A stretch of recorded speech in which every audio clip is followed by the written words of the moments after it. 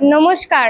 উপস্থিত সম্মানীয় অতিথিবৃন্দ, শ্রদ্ধেয় অধ্যক্ষ, উপাধ্যক্ষ, শিক্ষক শিক্ষিকা মণ্ডলী এবং আমার প্রিয় সহপাঠীবৃন্দ, আপনাদের সবাইকে জানাই রবীন্দ্র জয়ন্তীর আন্তরিক শুভেচ্ছা ও অভিনন্দন। আজ রবীন্দ্রনাথ ঠাকুরের ১৬৫তম জন্মবার্ষিকী উপলক্ষে আমি আপনাদের সবাইকে একটা আবৃত্তি বলে শোনাচ্ছি। রবীন্দ্রনাথ ঠাকুরের লেখা কবিতা বীরপুরুষ।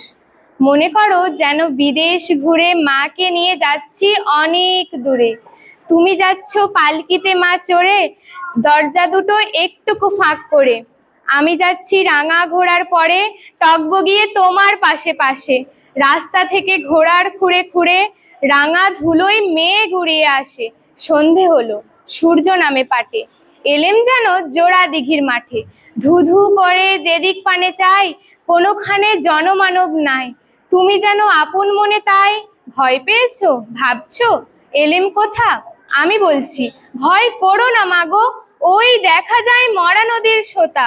চোর কাটাতে মাঠ রয়েছে ঢেকে, মাঝখানেতে পথ গিয়েছে বেঁকে। গরু বাছুর নেই কোনোখানে, সন্ধে হতেই গেছে গায়ের পানে।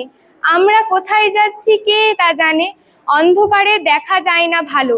তুমি যেন বললে আমায় ডেকে, দিঘির ধারে ওই যে কিসের আলো। এমন সময় হারে রে রে রে রে, এই যে কারা আসতেছে ডাক ছেড়ে। তুমি ভয়ে পালকিতে এক কোণে, ঠাকুর দেবতা স্মরণ করছো মনে। বেয়ারাগুলো পাশের কাটা বনে, পালকি ছেড়ে কাঁপছে থরো থরো। আমি যেন তোমায় বলছি ডেকে, আমি আছি, ভয় কেন মা করো। হাতে লাঠি, মাথায় ঝাঁকড়া চুল, কানে তাদের গোজা জবার ফুল। আমি বলি দাঁড়া, খবরদার, এক পা কাছে আসিস যদি আর, এই চেয়ে দেখ আমার তলোয়ার, টুকরো করে দেব তোদের সেরে। শুনে তারা লম্ফ দিয়ে উঠে চেঁচিয়ে উঠলো, হারে রে রে রে রে, তুমি বললে যাস নে খোকা ওরে। আমি বলি দেখো না চুপ করে। ছুটিয়ে ঘোড়া গেলেম তাদের মাঝে, ঢাল তলোয়ার ঝনঝনিয়ে বাজে। কি ভয়ানক লড়াই হলো মাঝে, শুনে তোমার গায়ে দেবে কাটা। কত লোক যে পালিয়ে গেল ভয়ে, কত লোকের মাথা পড়লো কাটা। এত লোকের সঙ্গে লড়াই করে, ভাবছো খোকা গেলই বুঝি মরে। আমি তখন রক্ত মেখে ঘেমে বলছি এসে লড়াই গেছে থেমে। তুমি শুনে পালকি থেকে নেমে চুমো খেয়ে নিচ্ছ আমায় কোলে। বলছো ভাগ্যে খোকা সঙ্গে ছিল, কি দুর্দশায় হতো তা না হলে।